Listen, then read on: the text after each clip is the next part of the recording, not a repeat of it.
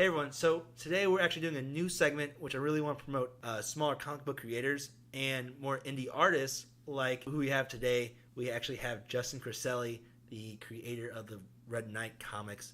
It's an amazing story. And if Justin, if you want to explain a little bit about yourself, introduce yourself a bit. Thank you. Yeah, hi, I'm Justin Cristelli, and like you just said, I write and create a comic book, Red Knight. I've been doing it for a few years under the original company I was working with, Primal Paper Comics, and this year I'm switching over to Short Fuse Media, and we're planning to do a somewhat larger kind of relaunch for it. So I'm very excited about that. So, as a smaller comic book title right now, what are the challenges that you face with this title at the moment? Well, when you're smaller, everything's a challenge because everything's kind of on you. You have to you have to get out there and get people to notice your book. You have to if you're not the artist or letterer or colorist, you have to find people that you can trust to work with, that you like and kind of jive with your sensibilities. You have to put the work out on time. You have to do your own promotions. You have to get people to notice your book. Oh, and by the way, you also have to produce a great book at the same time. So yeah, there's quite a bit when you are a small-time publisher. So, how long did it take to create the characters and the story from start to finish then? They've kind of had a life of their own. I'm not going to lie to you. I created Red Knight. Todd McLean is his real name. I created him in 1990. Wow. Yeah, straight out of high school. And he kind of came out of some Spider-Man fan fiction I was working on. Because when I was a teenager, was my late teens, I was getting back into comic books, and I had a lapse for a few years. And one of the things I started doing was writing my own Spider-Man stories. And I thought, hey, wouldn't it be cool if he met a younger superhero that was influenced by him? And it was awkward. And I liked the character I created, and I decided, oh wait, I'll never get paid for doing these fan comics. Why don't I just take this character I made and kind of develop him and see where he goes. And that kind of started, late in high school for me. It was, I was kind of the summer I graduated. I was kind of putting pieces together and kind of creating him. And it's an ongoing process. I've never stopped really developing the character. But the main points of who he is in his world, I kind of created in the first couple years, really. Wow, that's actually amazing. So, for anyone who's starting out in the comic industry, so far you've taken some pretty good steps going in, especially these big companies like Marvel and DC and, Dark Horse, etc. So it's really a lot of challenges, like you said earlier. So do you have any advice to anyone getting into the comic industry at the moment? Oh, geez, there's a bunch of things I could really say. I guess if I had to crystallize everything, I'd probably maybe say just don't give up. Don't be discouraged. Stay true to what you want to create. Don't try.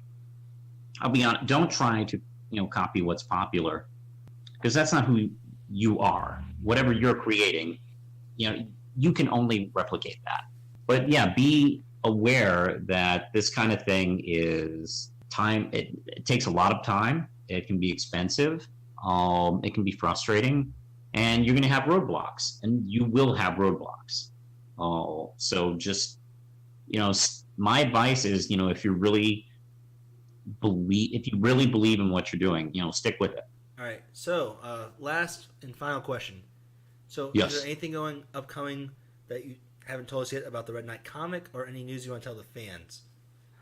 Let's see. Wow, geez, there's tons of stuff actually.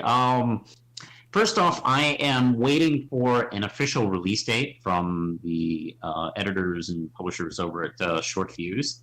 I have the first 4 issues all together now. They're all ready to print. They're all in color. The series, when I originally published it, was only in black and white, and I've been going back and recoloring the whole series with my excellent colorist Forrester. And let's see, Lindsay, my wife, is relettering the book, and it looks absolutely gorgeous. I got, let's see, first, like I said, first 4 issues are set.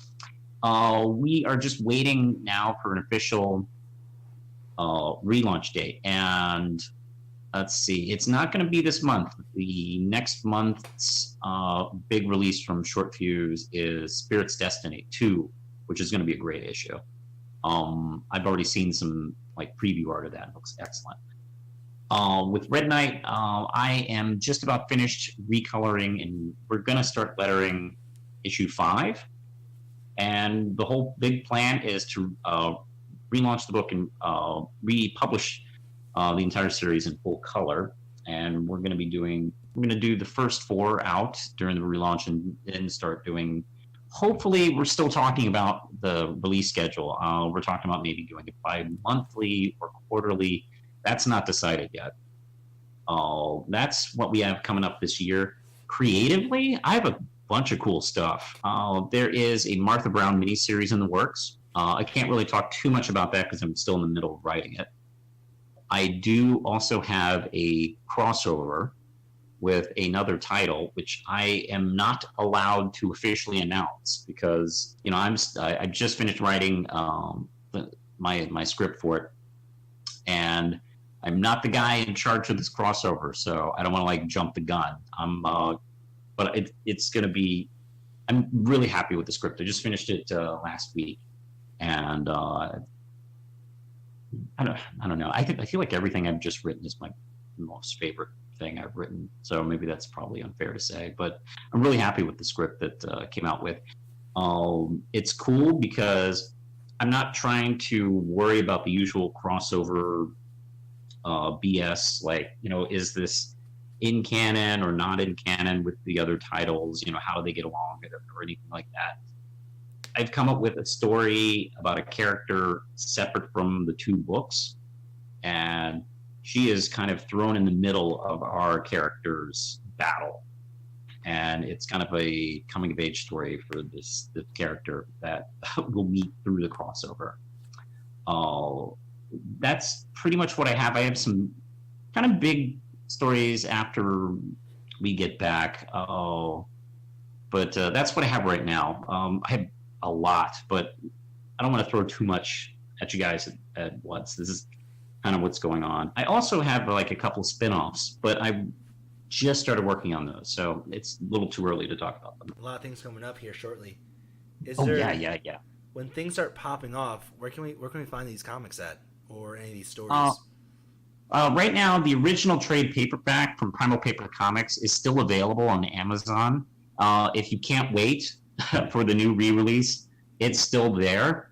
I haven't been promoting it much because I'm kind of focusing on the upcoming future with Short Fuse, but it's still there. If you can't wait, if you're just impatient, it's Red Knight, Night Without a Sword by Justin Cristelli, J.C. Grande on Amazon. There's a second trade that's in black and white called The Birds and the B-Listers, which is the second 3 issues. It's 4 through 6. Currently, 7 through 9 are out of print. They're going to be republished in color through Short Fuse, so that's going to be the next time people are going to be able to find them. But if you want to find the first 6 issues, they're still available now, but not for long. But I really do appreciate you coming out, hanging out with me tonight, and kind of spreading the word of your comic. I'm really excited for the future of your next stories. You're an awesome writer. I'm a huge fan, so I really can't wait. Oh, well, thank you. That's really nice to hear. Alright guys, so if you like that stuff where I kind of interview these small-time comic book creators, feel free to like, subscribe, and hit that alert button. And if anyone else you want me to interview, please comment down below your favorite indie artists, and we'll make sure to get them on the channel. Other than that, guys, I'll check y'all later. See ya!